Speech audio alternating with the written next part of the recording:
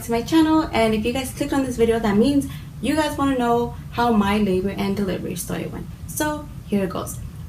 In order to tell you guys the story, I gotta tell you guys what happened on June 21st.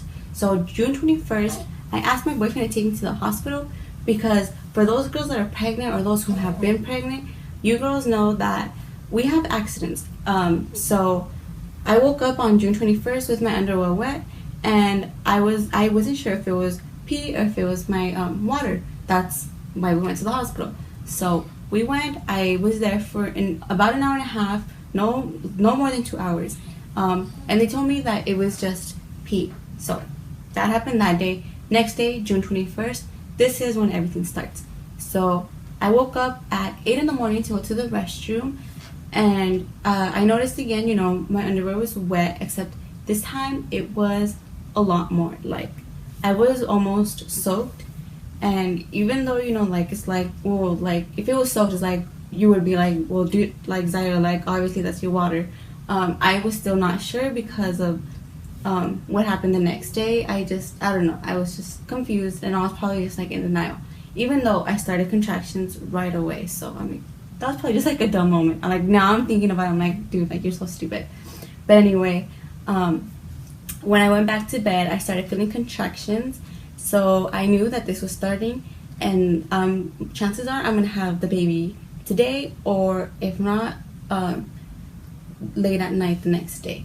So my boyfriend woke up at 9 in the morning, and as soon as he woke up, I told him, I'm like, hey, I'm like, my contractions are starting, I'm like, this is gonna happen.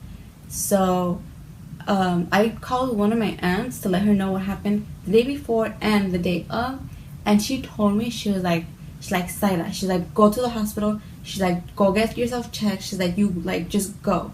And I didn't want to go right away because I don't want to be in the hospital for so long. Like, I wanted to wait at home as much as I could. So I didn't go to the hospital. I did go to the hospital, but I just waited. So what I did, I was acting like if it was any other day. I was like, I looked at our basket, I'm like, I need to do laundry. So I like threw in a load, I started eating. My friend Olivia was at my house, and I was sitting on my dining room table, talking to her, and I was like right there, like, what's it called, like, tracking my contractions. She would be right there asking me questions, and I'd be looking at her like, we were talking, and I'd be like pushing my, like, the button every time I feel a contraction, and I'm sure she saw, like she was right there next to me, and I was just acting like nothing, like I was not in labor, basically. So finally at 11 o'clock in the morning, my boyfriend and I finally decided to go to the hospital, and we went, and I got checked again, and this time they told me, they were like, you're 3 centimeters open. And I was like, oh dang, like I don't know, like, every time, like, I would get news, it was still so shocking to me that I wasn't about to have a baby. Like, I don't know, like, it was just so, like, crazy. But anyway, they told me that I'm 3 centimeters open, and they said, they're like, you're not going home anymore. So I was like, okay, like, whatever. They took me to my room where I was gonna push, and they asked me, they're like, what is your like, delivery plan, like what are you gonna take for pain? And I told them, I was like for sure, I was like, I don't want the epidural. Like, that was from the start, I did not want that. So they mentioned to me about another pain medication. I don't even know what it's called, but all I know is that they can give you 3 dosages, they give you 1 per hour, and I was like that one. I'm like, that's what I want, please, because I don't know, like, I mean, I can feel the contractions, and I didn't want to feel them. So they gave me the first dosage, and oh my goodness, I felt great. I can barely feel the contractions, and I was just laying on my bed in my own zone, and I was just like damn, like, this feels amazing. Like, I'm going through, like, my contractions, barely feeling them, but girl, as soon as that dosage would, like, wear off, I was asking for more. I was like, give me the next dosage, and they were like, no ma'am, they were like, the hour is not up. You guys give me 1 moment, someone just got home. Anyway, I'm sorry about that interruption. Where was I? Oh yeah, so as soon as I would want more, and they were saying that I can't. And at one of the points during this, between the second dosage, so it was like, I had already got the medicine 2 times, and I could only get it once more. and I was waiting for that, like, that gap in between, I couldn't handle it. And I was like, you know what, I'll like, give me the epidural. I was like, I don't care what I said. I'm like, give it to me. So they were like, okay. And you gotta sign a paper before you get the epidural. And they gave it to me, and I signed it. And I swear, in this very moment, I was in so much pain that when I signed the form, my signature did not look like I like signed it. Like, it looked like so fake. And I was just like, I was thinking in my head, I'm like, do I really want it? I'm like, I can like, I'm like, come on, I'm like, you can like just like handle the pain. Like, I did not want it. Like, if like people in the past, like before the epidural was even around, there's been girls that have been able to do it, and that's what I kept telling myself. I'm like, you know, like people have done this before. I'm like, you can do it too. So I was just like, you know what? I was like, I told them, like, you know what? I'm like, hold on. I'm like, I don't want it. I'm like, let me let me handle. Like, I can try to handle the pain. So that happened, and I was opening up pretty fast, and then finally, they told me around 4 o'clock in the afternoon. They told me that I was already 10 centimeters open. So between 8 in the morning to 4 p.m., I opened up fully. So then they were telling me, like, okay, they were like checking me down there, and they said, they're like, you're 10 centimeters open. They're like, but baby is not low enough. Selena was like still like up here in my stomach. She did not want to go down. So I started pushing, but not pushing like pushing her out. I was pushing to put her low.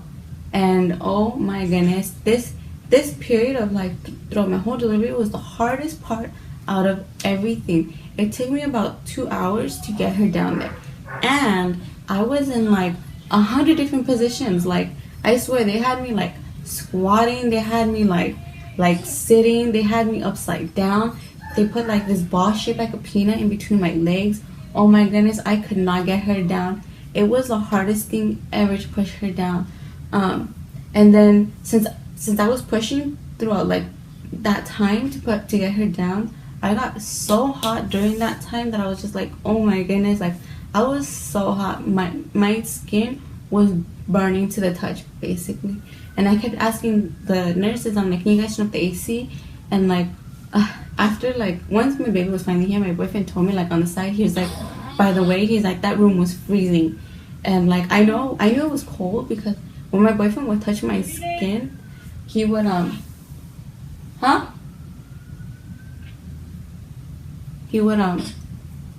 his hand was super cold, and I like completely zoned out. But anyway, yeah, he would touch me and he was really cold, and he would try to cool me down. Like, he got like a rag, and he would put it, like, he wet it and he put it like on my forehead, on my chest, and that did not work. I was so hot. I kept like, I needed it to be freezing in there, and it wasn't. Anyway, so finally, when they gave me the last dosage of the medicine, that's what finally got her like low enough, because during that time that I felt that like that dosage, I was laying on the bed, and this is during the time that I had the peanut in between my legs, and I was just hanging onto the side of the bed, and if I wasn't holding onto that, I was holding onto my boyfriend's hand, and every time I feel a contraction, I would just squeeze really hard, and then release when I wouldn't feel it no more. And when they finally checked me, they were like, okay, like let's push for reals. So I started pushing for reals, and my whole pushing, like in total, was probably like 4 hours long, and I was, oh my goodness, I was so tired. I was exhausted. I could not do it anymore. And they kept telling me to push. It was really hard for me. And then it got to the point where they had asked me if I wanted her to be vacuumed out because of the fact that it was taking so long for her to come out, and I said no. And then literally 10 minutes later, I was like, you know what? I was like, I cannot do this. And I told them, like, you know what? I'm like, I need her to be vacuumed out. I'm like, I can't do, like, this is impossible. Like, we've been at it for like how many hours already? I'm like, and she's still not up. I'm like, we need to vacuum her out. So finally, my final push, they like got everything ready, and I pushed one last time, and then she was they vacuumed her, and oh my goodness, I felt her body, I felt everything, her shoulders, I felt her legs, felt everything come out of me. And oh my goodness, like that moment was like, I'm never gonna forget it, because that was the moment that she finally came into this world. I felt it. I was so happy. I don't know if you guys can hear her. She's like in her crib and she's like starting to wake up. But anyway, it's so random. But yeah, like I don't know, like I love that moment. Like it was an amazing moment. And then I remember the nurses were asking me, they're like, oh, like, can you hear her? Can you hear her? And I don't know why, for some reason it was so loud in that room that I was just like, I can't hear her. And they kept asking me and I kept responding like, no, I can't hear her. I started getting mad because I'm like, my daughter's in this world and I'm like, and I can't hear her. And even like that whole time took like 1 minute. But I mean, to me, it felt like 30 minutes. Like I was like, I can't, like can you guys all like shut up so I can hear my daughter? And then finally, as soon as I heard her like cry for the first time, I like looked for my boyfriend and I was like, oh my gosh, I was like we're parents, and I started crying. I was just so happy, and oh my gosh. And then like they were sewing me up down there because they had to cut me, and I could feel it, like literally I could feel the needle like going in. And as soon as they gave me my daughter for us to do like that skin to skin bond, I swear she was like my pain medication. As soon as she touched my skin, as soon as I saw her face, I felt nothing. Like I could, like the doctor was like sewing me, I couldn't feel him, and I was just like just so like amazed at my daughter. And then they had to take her away so they can finish washing her off, because they just gave her to me just so like I can see her for the first time. And as soon as they took her away, I could feel it again. Like it's so crazy that like the fact that she was my own pain medication at that moment, like that just amazes me every time I think about it, or every time I tell anyone of this story. But that's basically everything. And my daughter was born at 9:10 p.m. June 22nd, 2017, and that so far that's been the best day of my life because of the fact that she was born. So I hope you guys enjoyed this video. Again, don't forget to like, share, and subscribe. Come back for more videos because I will be doing more, and I will see you guys soon. Thank you guys. Bye. Spirit, hold me every side when I skank fire. Hold your head higher, build a empire. Skank fire, hold it.